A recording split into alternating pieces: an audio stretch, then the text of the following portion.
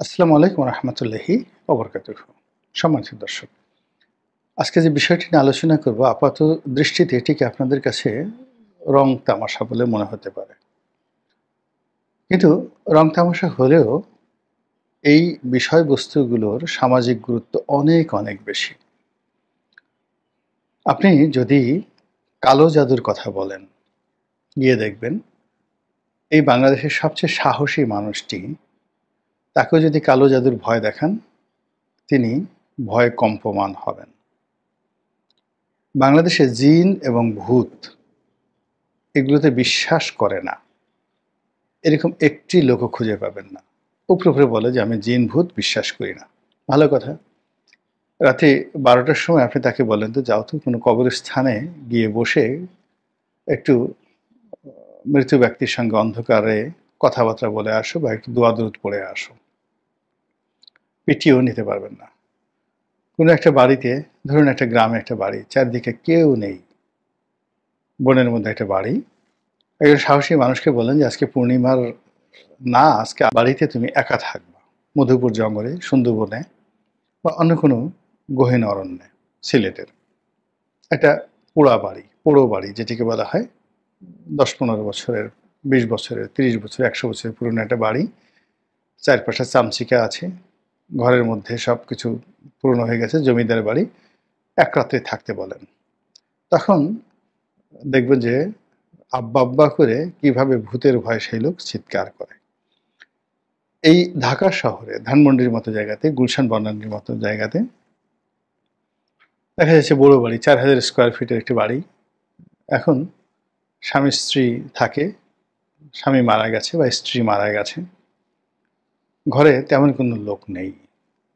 এখন সেই বয় বয়োবৃদ্ধ মানুষটি, যে কিনা যে কোনো সময় মরে যাবে, 80 বছর বয়স, সেও জিনের ভয়ে, ভূতের ভয়ে তার রুমে সে ঘুমাতে পারছে না, বাইরে থেকে লোক আনছে এবং নিজে খাটের উপর ঘুমিয়ে কাজের লোককে সে নিচে ঘুমিয়ে রেখেছে। এই হলো জিন ভূতের সত্যিকার অর্থে ভয়। তো সেই জিন ভূতের যে ভয়, সেটি এখন আওয়ামী লীগের রাজনীতির উপর ভর করেছে। হঠাৎ করে আওয়ামী লীগ কেন মানুষের মনে এত আতঙ্ক জাগাচ্ছে? কেন কথায় কথায় আওয়ামী লীগকে নিয়ে এত আলোচনা করতে হচ্ছে? আওয়ামী লীগকে ভারতে গিয়ে কালো জাদু শিখে ফেললো? ভারতে আপনারা জানেন যে এই আধুনিক যুগেও কামরূপ কামাখ্যা আসামে, তো আমরা ছোটকাল থেকে জানতাম যে অনেক লোক সেই কেবলমাত্র জাদুবিদ্যা শিক্ষা করার জন্য তারা আসামের কামরূপ কামাখ্যাতে চলে যেত। কেন যেত? এর কারণ হলো মানুষ পরিশ্রম করতে চায় না, তারপরে ঝাড় দিয়ে ফুঁক দিয়ে সে অনেক কিছু অর্জন করতে চায়, এবং এখানে প্রায় বেশিরভাগ ক্ষেত্রেই ছিল অন্যের আকর্ষণীয় ধনসম্পদ, বাড়ি গাড়ি এবং সুন্দরী রমণী, এগুলো হাসিল করার একটা লোভ এবং লালসা। তো গ্রামের যে যুবকটি দেখতে অত সুন্দর না, দরিদ্র, তার তালুকদের বাড়ির কোনো মেয়েকে পছন্দ, এখন জিন্দিগিতে তো তার প্রেম পাওয়া সম্ভব নয়, প্রস্তাব দিলেই তো তার জীবন চলে যাবে।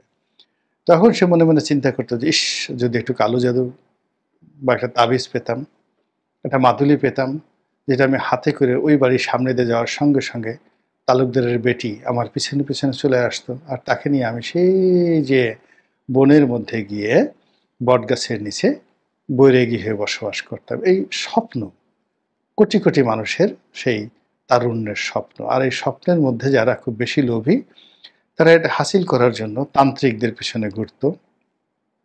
বাংলাদেশে যারা ঝাড়ফুঁক তাবিজ কবাজ করে তাদের পিছনে ঘুরতো, অনেক অনেক টাকা বেদেদের পিছনে ঘুরতো।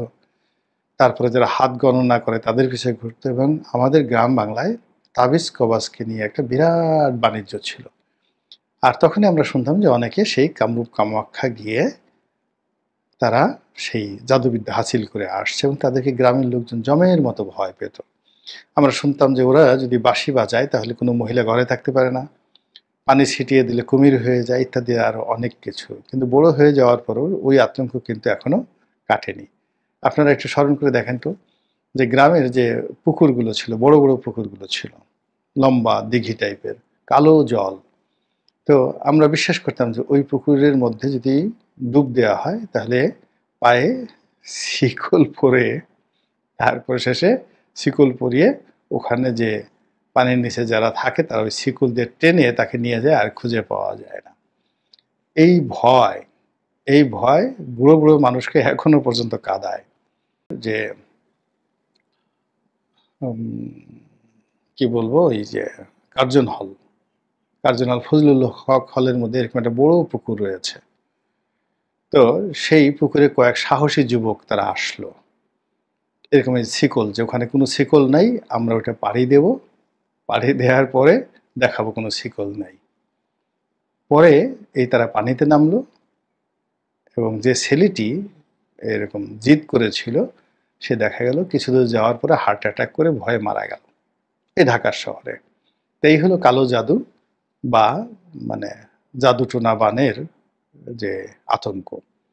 তো সেই দিক থেকে আওয়ামী লীগ এখন তাদের বড় বড় নেতারা, ত্রিপুরা আছে, আসাম আছে, নাগাল্যান্ড আছে, মিজোরাম আছে, কলকাতা আছে, দিল্লি আছে, আর অনেক জায়গাতে ছড়িয়ে ছিটিয়ে আছে। এখন তারা যে কামরূপ কামাখ্যা গিয়ে কালো জাদু শিখছে না, আর সেই কালো জাদুর প্রভাবে আমাদেরকে ভয় দেখাচ্ছে না, এই কথাটা আমি কি করে বুঝবো?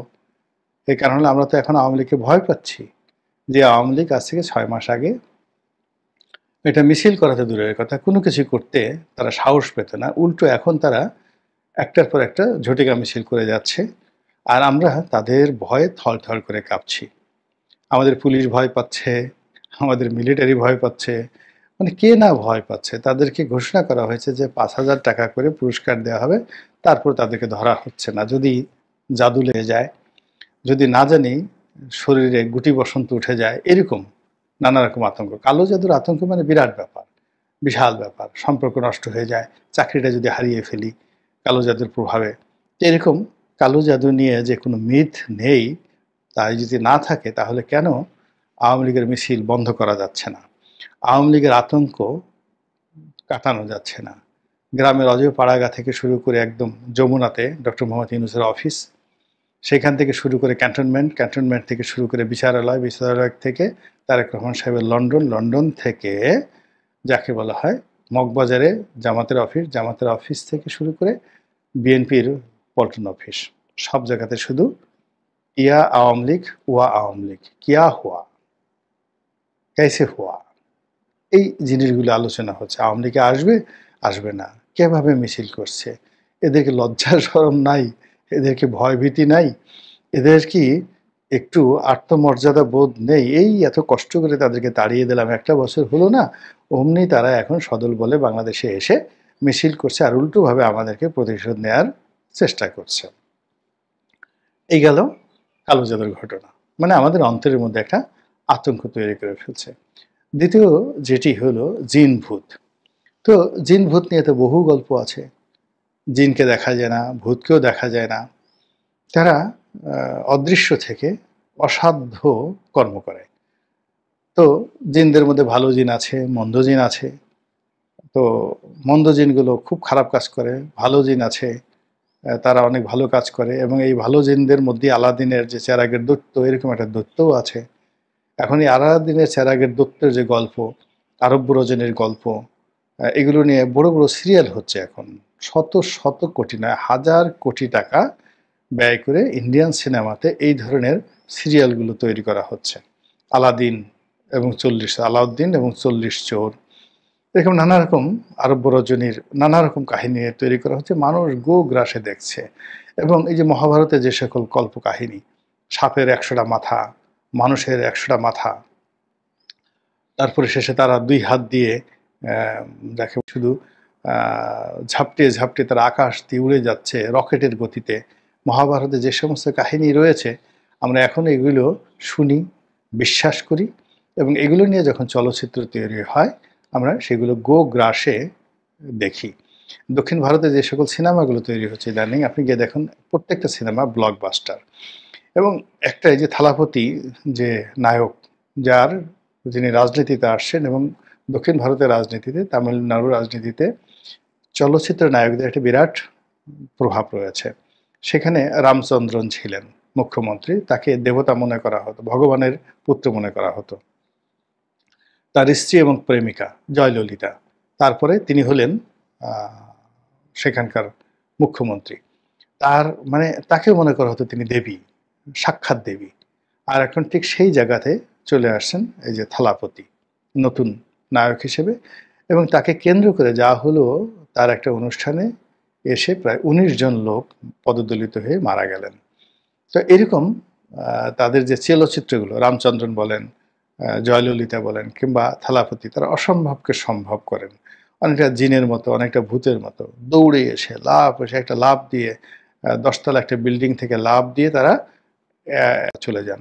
এবং মানুষজন এগুলো পছন্দ করে। মানুষজন এগুলো আজকের এই আধুনিক যুগে এগুলো দেখেন এবং এটা বিশ্বাস করার কারণে কি হচ্ছে, এই থালাপতির মতো মানুষকে যদি তারা মুখ্যমন্ত্রী বানাতে পারে, তাদের আর জীবনে কোনো কষ্ট থাকবে না। এমনকি রামচন্দ্রন দীর্ঘদিন তিনি তামিলনাড়ুর রাজনীতিতে ঈশ্বর হিসেবে ছিলেন, ভগবান হিসেবে ছিলেন এবং তার মৃত্যুতেও তিনি ভগবান হিসেবে মারা গিয়েছেন এবং এখন পর্যন্ত গিয়ে দেখেন লোকজন ওইভাবে মনে করেন। তো এই যে জিন ভূতের যে ভয়, এই ভয় সারা পৃথিবীতে আছে।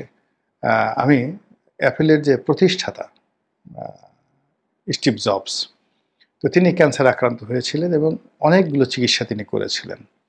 তো সেই চিকিৎসা তিনি ব্যর্থ হয়ে অবশেষে তিনি একটা মন্দিরে গিয়েছিলেন, হরে কৃষ্ণ মন্দির। এই যে এখন ইসকনের যে মন্দির আছে না, সেই ইসকনের হরে কৃষ্ণ মন্দির বলে, সেখানে গিয়ে তিনি দীর্ঘদিন এরকম তান্ত্রিকদের ঝাড়ফুঁকের তিনি চিকিৎসা নিয়েছেন। তো এই হলো দেখেন ইউরোপের সবচেয়ে বড় প্রযুক্তি, আমেরিকার সবচেয়ে বড় প্রযুক্তি। মানে অ্যাপেলের উপর দিয়ে তো আর কোনো প্রযুক্তি প্রতিষ্ঠান নাই।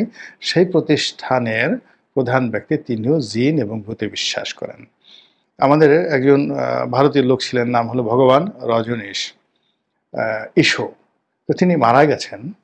আমেরিকার লোকজন তাকে আসলে ভগবান মনে করতেন। তিনি বারবার বলতেন যে, না, ভগবান বলে কোনো কিছু নেই, আমি ভগবান তো নই, আমার কোনো ক্ষমতা নেই, কিচ্ছু নেই। কিন্তু লোকজন তাকে ভগবান মনে করতেন এবং আমেরিকা পারবেন না। তো যেখানে যত বেশি প্রযুক্তি, সেখানে তত বেশি মানুষের মন মানসিকতা দুর্বল হয়ে পড়ে। তো সেই ক্ষেত্রে বাংলাদেশে যে কর্মকাণ্ডগুলো আওয়ামী লীগ করছে, এগুলো অনেকটা জিনের মতো, অনেকটা ভূতের মতো। কোথা থেকে লোকজন চলে আসছে, একটা ঝটিকা মিছিল করে আবার হাওয়া হয়ে যাচ্ছে, লোকজন খুঁজে পাচ্ছে না।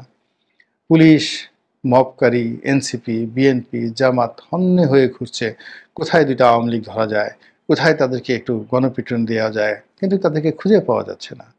পুলিশ অসহায়ভাবে তারা আবেদন জানিয়েছে জনগণের কাছে যে, আপনাদের কাছে যদি কোনো খোঁজ থাকে কোথায় আওয়ামী লীগ আছে, আমাদেরকে জানান। কোনো হোটেল যদি আওয়ামী লীগের লোকজন খায়, কোনো হোটেলে যদি আওয়ামী লীগের লোকজন বসবাস করে, সেই তথ্য দেওয়ার জন্য মেট্রোপলিটন পুলিশের পক্ষ থেকে সেখানে নোটিশ জারি করা হয়েছে। সিলেটের একজন পুলিশ কর্মকর্তা, পুলিশ কমিশনার, তিনি অফিসিয়াল অর্ডার ইস্যু করেছেন, আগামী এতদিনের মধ্যে আওয়ামী লীগের কোনো লোককে বাড়িতে থাকতে দেয়া যাবে না। এই জাস্ট ভাইরাল হয়ে গেছে। কিন্তু আওয়ামী লীগ তো থামছে না। আওয়ামী লীগ থামছে না, আওয়ামী লীগ শুধু কাজ করেই যাচ্ছে। তাহলে কি আওয়ামী লীগের লোকজন জিন হয়ে গেল, ভূত হয়ে গেল? তারা কি কালো জাদু শিখে নিজেরা অদৃশ্য হয়ে গেল, অনেকটা সেই মিস্টার ইন্ডিয়া সিনেমার মতো? নাকি তারা জিন চালান দেওয়া শিখলো, ভূত চালান দেওয়া শিখলো এবং সেই ভূত চালান দিয়ে তারা একটার পর একটা অঘটন সমাজে যেভাবে ঘটিয়েছে, আসুন যে কোথায় উঠবে, চাঙ্গে না বাঙ্গে, এটা এখনো পর্যন্ত বলা যাচ্ছে না। মহান আল্লাহ আমাদেরকে হেফাজত করুন, রক্ষা করুন, দয়া করুন। আসসালামু আলাইকুম রহমতুল্লাহি ওয়া বারাকাতুহু।